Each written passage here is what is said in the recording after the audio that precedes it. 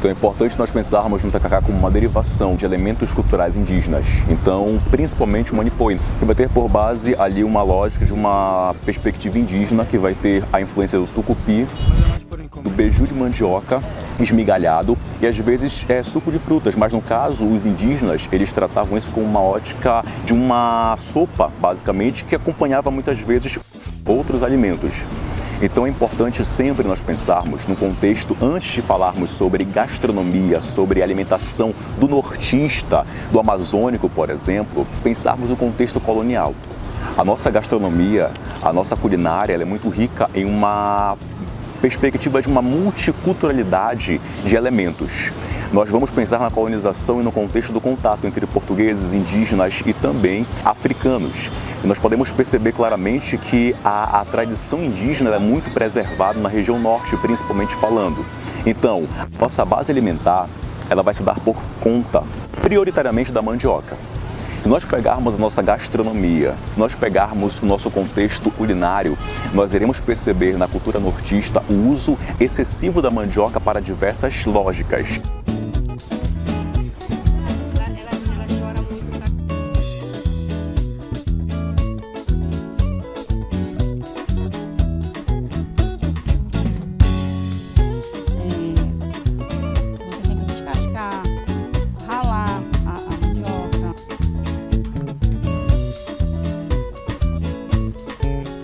Trabalha com a conservação dos recursos genéticos, tá, da mandioca.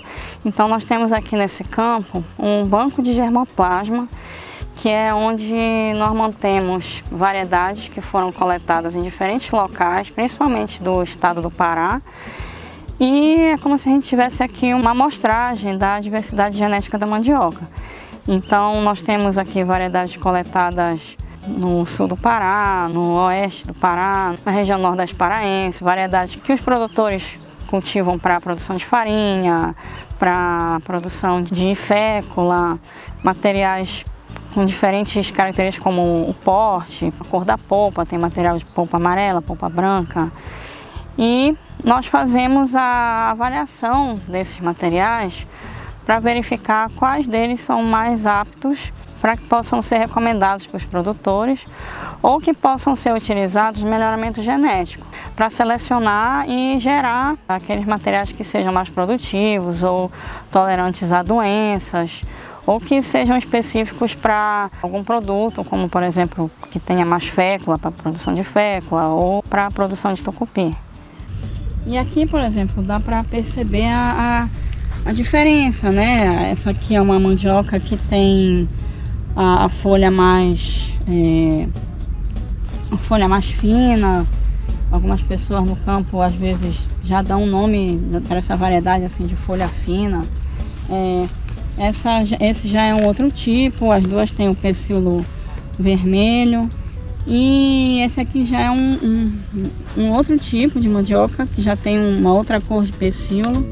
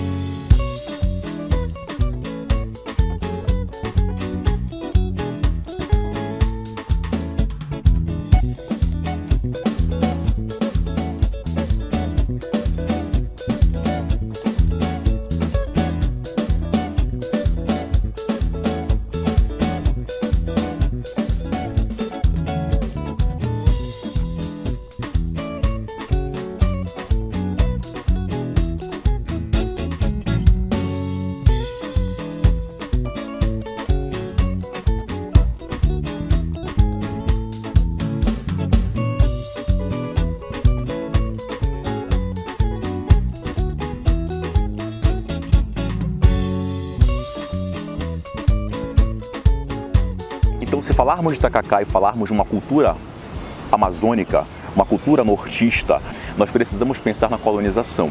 No contexto colonial, por volta do século XV, século XVI, os europeus, não somente os portugueses, mas a América Ibérica, esse termo que tradicionalmente faz alusão às dominações portuguesas e espanholas, serviam de base para a exploração.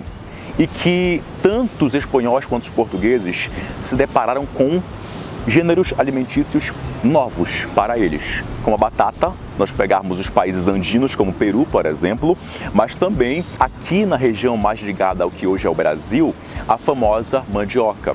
Então, quando nós pensarmos nesses alimentos, nós também precisamos pensar na lógica das propagações, mas muito aquém de propagações, mas também as incorporações culturais.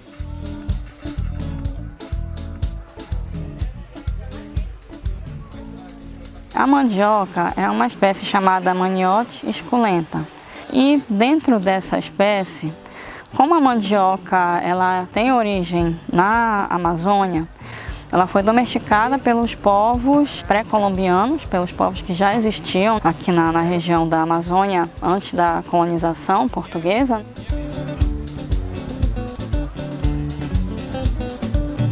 O que tem na raiz da mandioca são os compostos cianogênicos, que quando esses compostos cianogênicos são expostos ao ar, eles produzem esse veneno que é o cianeto, que é altamente letal, dependendo da dose. A mandioca originária era um cipó, né? Era uma espécie que tinha a raiz bem fina e os povos, as pessoas que conviviam naquela época com a espécie foram selecionando materiais que eles viam que tinha a raiz que poderia ser utilizada na alimentação. Isso gerou uma grande diversidade de tipos que essa espécie tem aqui na região.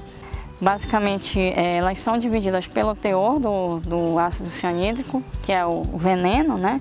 A macaxeira é a mandioca que tem ácido cianídrico menor do que 100 ppm. E a mandioca comum, ela tem teor de veneno acima de 100.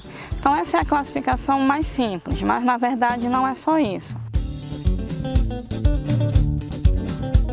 Uma seleção intencional que os povos pré-colombianos fizeram na mandioca, porque como eles deixavam a mandioca nos quintais, nos roçados, por ela ter um alto conteúdo nutritivo, energético, os animais atacavam as raízes, né? Então, aqueles materiais mais venenosos, os animais não atacavam. E isso servia como uma proteção mesmo.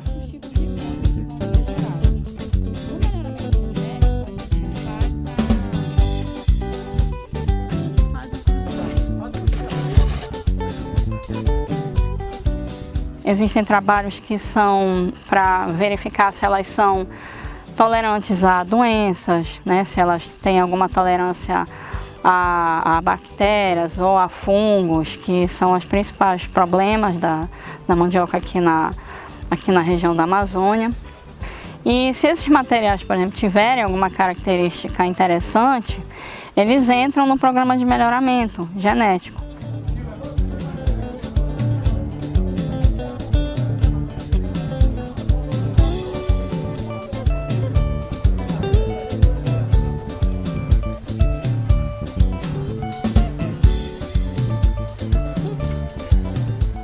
Então a raiz ela é descascada, ela vai ser triturada, vai ser prensada e uma boa parte da mandioca, 60% a 70% é água. O que sobra é o que vai dar a origem à raiz. E essa água, a manipoeira, que algumas pessoas até usam como veneno natural, usam para controlar a ocorrência de insetos em algumas plantações. A manipoeira, ela passa por um processo de fermentação.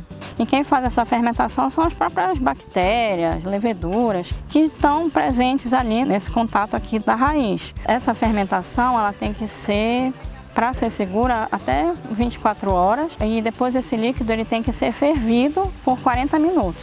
Então foi feito esse trabalho aqui na Embrapa de que esse período de cozimento por 40 minutos ele é seguro para que esse veneno seja dissipado. E foram utilizados materiais porque essas mandiocas mais amarelas aqui na Amazônia, elas costumam ter um alto teor de veneno. E os produtores que produzem mandioca especificamente para a produção do tucupi preferem essas variedades com a raiz amarela e que elas tenham um teor menor de fécula, de amido. Porque durante o processamento, enquanto o tucupi está ali fermentando, Se tiver muita fécula, como são as variedades para farinha, fica muito resíduo, é mais difícil o processamento. O manejo é praticamente o mesmo, né? Assim, é a mesma espécie, então o mesmo período de plantio, a forma de adubação, capinas, ela é a mesma para todas as variedades. O ideal aqui na nossa região, geralmente com 12 meses, né? As variedades para farinha, tucupi, elas já podem ser colhidas.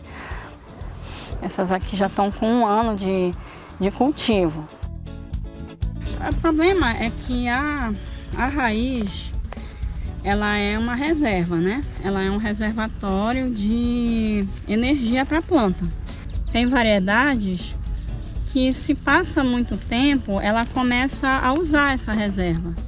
E aí, quando faz a colheita da raiz, a raiz já está com uns buraquinhos, ela quase não tem mais amido, porque a planta utiliza. A mandioca, ela tem uma facilidade, assim, uma característica que é boa do ponto de vista genético, que ela tem a propagação vegetativa. Essa que a gente chama de rama, né? A gente corta os pedaços e usa isso como semente, chamado de maniva semente. Então essa plantinha aqui, ela brotou de uma dessas ramas da planta adulta e ela está gerando aqui um material com a mesma característica genética. Então a gente está mantendo as características genéticas dessa variedade ao longo dos anos.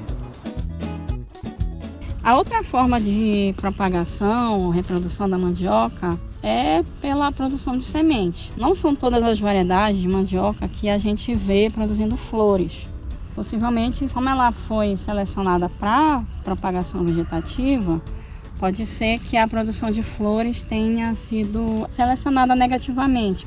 Quando a gente tem essa floração, a gente pode ter a produção de frutos com a geração de sementes. Essas sementes, elas já vão gerar novas combinações genéticas, novos indivíduos, vão ser outros tipos de clones que vão ser gerados. No melhoramento genético, a gente faz o cruzamento controlado. A gente escolhe aquelas variedades que a gente quer cruzar e utiliza alguns métodos de controle para que sejam gerados sementes só daquela combinação. E plantadas, cultivadas, vão gerar novos indivíduos.